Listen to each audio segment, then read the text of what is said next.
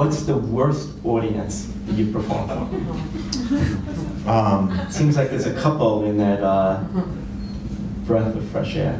Oh, yeah, well, yes. I mean, there's, I think, yeah, I mean, I don't know, you know, it's hard to tell because sometimes the worst audience it may not be your fault, it may not be their fault, it may be the venue, maybe, you know, the time of year. Could you give us an example of one of your greatest hits list? Sure. I mean, Philadelphia is the one that comes to mind. Theater of the Living Arts. I was opening. I was singing songs with Soul Live on the road, but they would let me do my comedy thing in the beginning. Usually it was only 20 minutes, which is totally acceptable amount of time.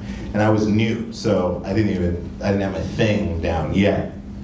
But when we arrived in Philly, they said, we've got a whole hour before we're supposed to go on stage, so it's up to you, you can go on whenever you want. And I was like, you know what, I'll try doing an hour. And the Flyers, I believe is their hockey team, had just won the championship of some sort. And so everybody was really, really jazzed, and they were really, really pumped. And so I went on stage. I thought this would be funny, but I went on stage and I was like, "Hey guys, I have to congratulate your sports team for doing really, really well.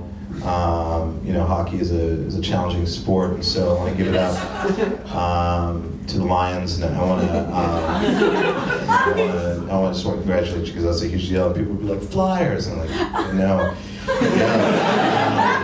Yeah, and the Lions are probably one of the most ferocious. And I just went on and just kept calling them the Lions, and everyone was like, the Flyers, the Flyers! And then people just started throwing pennies and cups, and people were booing, and they were like, get off the stage! And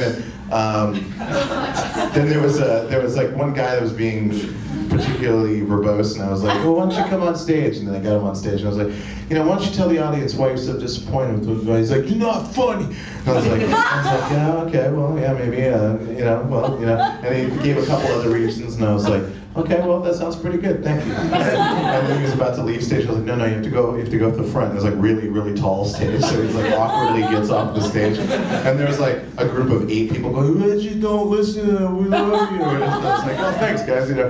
And then I kept going, and I kept getting quieter. So as I was like, you know, speaking or whatever, I was like, you know, talking about things.